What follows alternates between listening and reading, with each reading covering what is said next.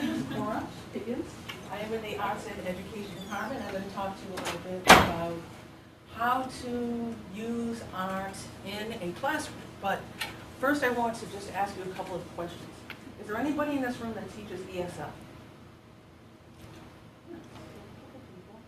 Are there people in this class that teach adults only? So practically no. And that's an interesting thing that I found at Huxley, because most people are teaching children, of course, but my jam is working with grown-ups. And so I've been teaching ESL to adult students for about 18 years. And that came sort of like alongside going to art school. And I've been an artist for my whole life. So when I started teaching, I thought, how can I use art in my classrooms? Because that's what I love, and that's the lens that I understand the most. And so I started to think about it and kind of brainstorm. And some of the more obvious ones I think that are very commonly used are things like theater, filmmaking, film, and music. And so when you're looking at theater and filmmaking, that's a very complicated process, working together to write a script or whatever you're going to do, editing it, practicing it, and then producing it, recording it, critiquing it. It's a very complicated process. It's very useful in a classroom that's focusing on communication. Using movies in a classroom is also fun. You can watch films, analyze them, try to use them for comprehension and vocabulary, all kinds of things, really. And then music is sort of like, a very, very commonly used art form in ESL classes, of course, for listening skills, but you can also use them for vocab and grammar points. And all of these things together, of course, I think one of the most important skills that you teach, which is a little bit more abstract, is culture. Sharing these materials with students from your own culture, from their cultures, and getting people talking about that. It's all very useful, but I was really, really attached to the idea of using visual arts in a classroom of my own. These things, I love all of these things, but I'm a painter, so I thought, how can I sneak that into my lessons somehow?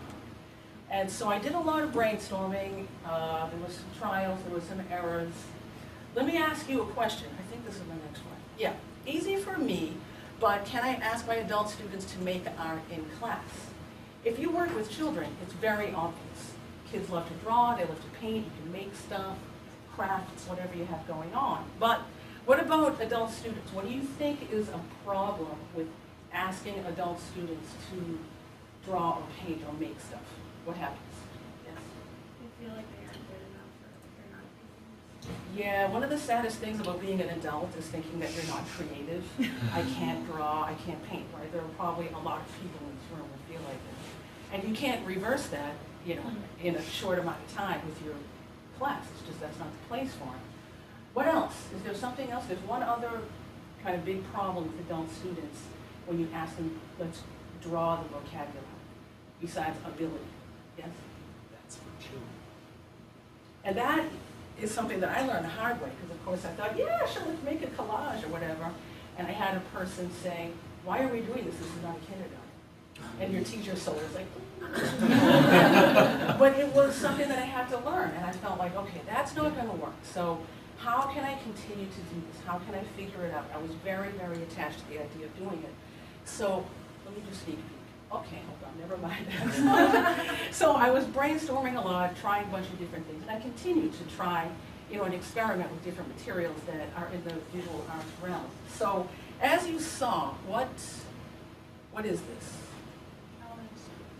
It's Calvin and Hobbes. This is a comic strip, and I'm sure that some people don't think that comics are art, or that cartoonists are artists, but I know a cartoonist or two, and it is really hard work, and it is an artist's life. So something like this is sort of, it's not too highbrow. It could be considered a little lowbrow or commercial or whatever, but it's something that I've used a bunch of times in classes with my students that has worked. Now, we could talk about that more, but my agenda here is for people to work together to brainstorm about how to use these next few slides. So we'll come back to this. Next one is, what is this? You know what this is?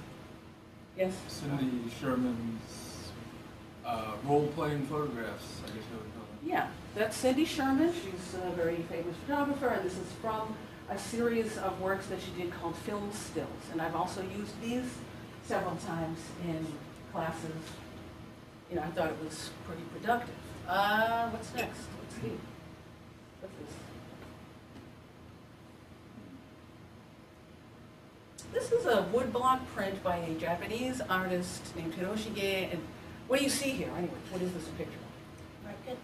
Yeah, it's like a market. It seems like a kind of evening market. It's a, you know, city street, very packed. There's a lot of activity. Again, I've used this several times, and not just this picture, but things like this.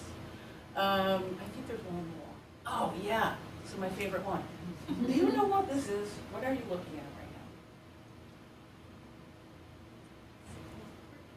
now? I know 2 out of 5. There's a bunch of portraits. Volleyball or what?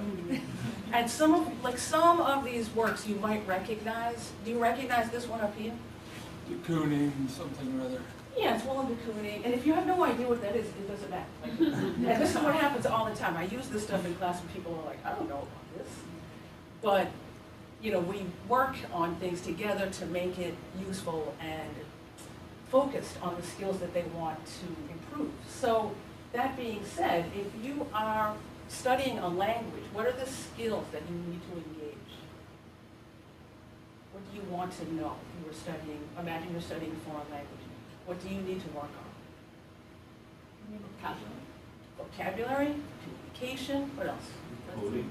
Huh? Oh, coding, yes. What else? Decoding. Oh, decoding. Decoding, yes. Syntax. Syntax. Anything else? There's listening skills. Of course, there's reading and writing. Tons of vocab, and everything is always attached to the like big umbrella of grammar, because you can't really do anything without improving the grammar, right? So, thinking about students, okay, I'm thinking I want to use this material. They need to work on their grammar. They need speaking exercise, you know, conversation fluency. They need to learn how to read and write. And I also always want to sneak in somehow cultural bridges between all of us. So this is the part now where I'm going to ask you to do something. My teaching method is called CLT, which is Communicative Language Teaching, and it's very, very student-centered. And so for me to stand here this whole time and only talk to you is extremely abnormal. So I thought, how can I make this like a normal environment for me? This is for me, basically. So I need people to work together just a little bit.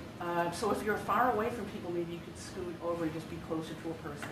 I'm going to give you, the papers of these slides, all of this stuff. Hey, I forgot to tell you what this was. I just realized, hold on, this is my favorite story. Wait, you can't do this until I tell you. So this is, we have what, 5 pieces of artwork. Some of this artwork is from fine arts museums, whatever. The MoMA, the Louvre, I don't know where they are, but they're like considered fine arts. But there are some of these pieces that are in a wonderful museum that is in Somerville, unique in all the world, called the Museum of Bad Art. Have you ever heard of it? Yep. It's amazing, and I've used the website so many times with such fun. It's so funny for me, but it also brings up a lot of really interesting material. So you have a mix there of supposedly fine art and supposedly bad art. Just so you know, anyways, how they curate this, the Museum of Bad Art is full of paintings and drawings that were either found in the street or in thrift shops or whatever, and typically can't be traced back to their original creators, and so they just put them in there and people come in and crack up at how bad the work is. It's unreal. I have this incredible nightmare of finding myself in that website. Anything can happen, I guess. Any museum is better than none, I guess. So I'm going to hand out some of these. I don't know exactly how many that I have, but I'll just hand them out, and then if I have extra, maybe you guys do, or you could work with the people behind it, whatever is coming. Is it in the Somerville Theater? I think so, yes, yeah. In the basement of the Somerville. And there's another branch of it. Why don't you take this one? Could you work this?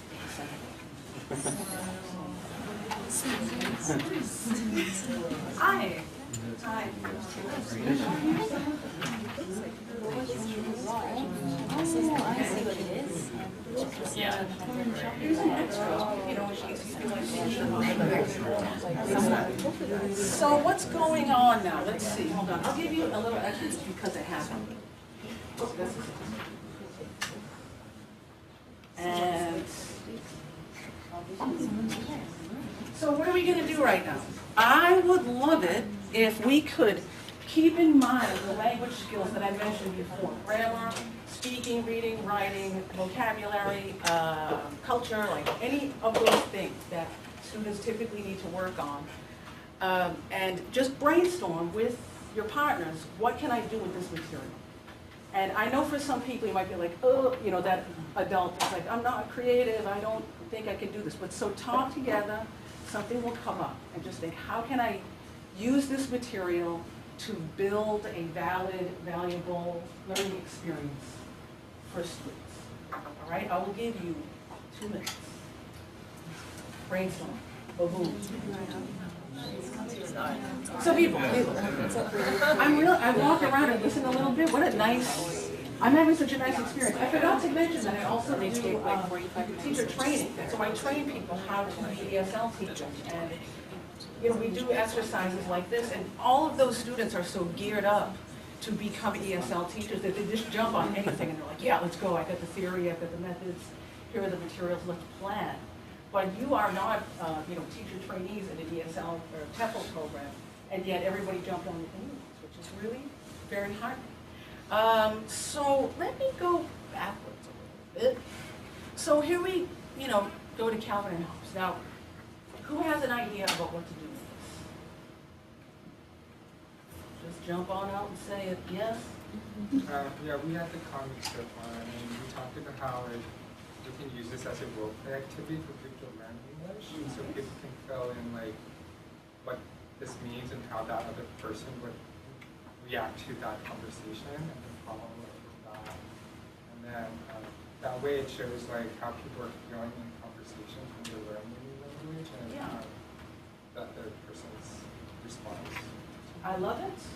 So, and you could write it in there and then maybe perform it. So, thinking back to the language skills part, what skills are being engaged? If you do what you want to do, which skills are we using? Yeah, conversation fluency skills, and also because you're writing, there's writing components, and like always, you have to pay attention to your grammar. So you could, you know, use this for all of these different skills. This is great. Does anybody have a different idea? Something else? I have used this several times to support verb tenses or specific vocabulary sets. And so you say, here's the verb tense, make it all happen in that verb tense, this conversation. Or here's the vocab we've been using, try to get as much of that in here as you can. And that is something that I've done several times. It's really quite fun. And of course, there's so much work out there, like comic artist work, that there's just tons of it. All you need is a little whiteout. And you're all set.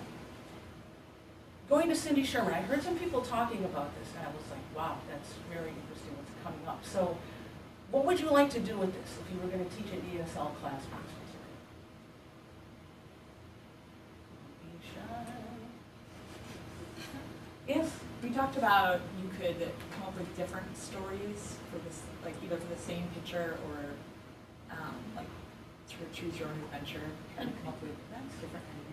I love it. And if I gave these to students, they would be cut out. And so I wouldn't give it to them on a sheet like that, so that they can order it the way that they want to. And it's just like maximizing their agency in the process. So, yeah, anything else? What else could you do with this? Yes? We talked about doing like a before scene and an after scene. Yes. Kind of practicing narrating and describing like the setting the characters in. So there's like working together, collaborating. Of course, there's a writing component, again, speaking. Another thing that you can do with this is you write it. If I were going to write what was going on there, and then it becomes a reading exercise. I heard some people talking about the nature of these photos and like the cultural aspect of it. I think it was, you guys were like, there are some, what do you think about that? What came up? Just, I think that they're at least in my opinion, pretty representative of like Western culture. So there's a lot of cultural things that you could do with this piece, and also that on the flip side of that, there are a lot of cultures that may not have access to some of these things in these photos, like the eggs in the container, for example. Like eggs aren't sold that way in other parts of the world. So just as a learning opportunity to bridge cultural. Yeah, looking at it all. I've used these a bunch of times in the classroom, with more. I usually have 12 or so of them. And the things that come up are so interesting because they're either looking at it from a cultural perspective or just purely English, like this is what this lady did today.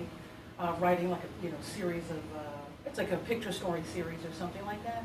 But it always is very dynamic and the results are often like hilarious. And one of the things that I love so much about working with adults is that you can get into the most nitty-gritty conversations with them once you have built up their language skills, very, very intense things, political, gender-based discussions that are so rich and allow the student to reveal themselves in that new language. And it's a very powerful, I think, thing to give a person, because it brings the language skills, not just like give me you, And thinking about levels, you could have really low-level students, really high-level students. It's very easy to customize these materials because they're not attached to a book. And that's something that I also find very helpful. Like you can find picture series like this in a lot of ESL textbooks, but they are, first of all, way too explicit. It's too obvious what they're supposed to write or think about it. And it doesn't allow a lot of just abstracted going around with the material. So I prefer to use these. And then as far as the levels go, if it's not a part of a book, then you can just change it so that it works for everyone. Here we have our street scene. What would you like to do with this? I thought it would be fun to first ask for them to write like a title or a caption or something for the piece, but then also to have the opportunity to maybe to pick a character like the cat or somebody and take on the perspective and write more of a story of what's happening. It's so funny that you said that because I was going over this material with a friend of mine who is a teacher, and she said the same thing, and I actually have not done that. So I was just like, whoa, I'm so excited for my next class. And she said the same thing. Take that cat, for example, you just say, let's write something from their perspective. I love that. I'm going to do that. And the other thing I use these kinds of materials for quite a lot is to reinforce awareness of prepositions, like this is next to this is in front of that, what's in the background, what's in the foreground. And those kinds of, that vocabulary, prepositions, you ask anybody who studies English and they're just like, oh my God, the prepositions are so complicated, it's so hard to remember how to use them. So there are many, many things you can do with this also. So some people were talking about which ones are bad art, which ones are good art. How would you use this in a classroom? What do you think? Could you get students to do it? This is the most complicated one, which is why it's the last one. You might be like, I don't know. Here is what I do with this material. I cut all these out, and I have a lot of them. It would be like, say, 12 or more of each. And I make like a deck of cards and shuffle them and give them to groups and say, okay, divide these up into good art or bad art. And the results are, again, hilarious. I love my job because it's so funny all the time. And because people, why would you probably do that wrong and say this is fine art and it's not? Why does that happen? Subjective? Yeah, and people are like, well, this one, for example, is very popularly identified as fine art. And I'm always like, are you serious? And I ask the students, we really, really dig into it and say, why do you think this is something that you would see at the Museum of Fine Arts? And they're like, I like it. It's pretty. It's affectionate. I love horses. The lady's hair is nice. A couple of people have said, that looks like Michael Jackson, and I love it. And you're like, okay. And this is so valuable because you get into this conversation that's like, what is art? What is the meaning of it? What does it mean to be good art or bad art? Why are these things in different buildings? Why am I afraid that my artwork is going to end up in the Museum of Bad Art? And so you get a lot of material out of it just by letting them decide what they think is nice and what is not nice. And it goes into just a lot of different things. So I have found that to be very, very productive and comical So all of these things, going back, to the beginning, just reviewing them, and thinking about the language skills that are necessary, and respecting or acknowledging the needs of adult students is very, very important. And you can't teach them like you teach kids, obviously. But also trying to bring this material into class is kind of like, I think, a very important responsibility at this point, because you probably know that arts programs are constantly under fire all the time. As soon as anybody wants to cut a budget in the school, the first thing that goes out the window is an arts class. And a school without any art in its curriculum is really impoverished, whoever you teach, So if you think, well, okay, they're going to cut art classes, but I'm going to get artwork into my classrooms somehow, some way. And so I guess that's the crux of my message here is whoever you teach, however old they are, whatever they're studying, whatever discipline, I believe that there is room in there for art to be shared and understood in order to bring people together and make them more aware of this huge world of critical and creative thinking that's attached to simple visuals. And I feel pretty good about our conversation about this because not too many people in this room are ESL teachers, and yet you could teach a class according to what you just came up with. So if anybody wants to get certified, just let me know. Thank you.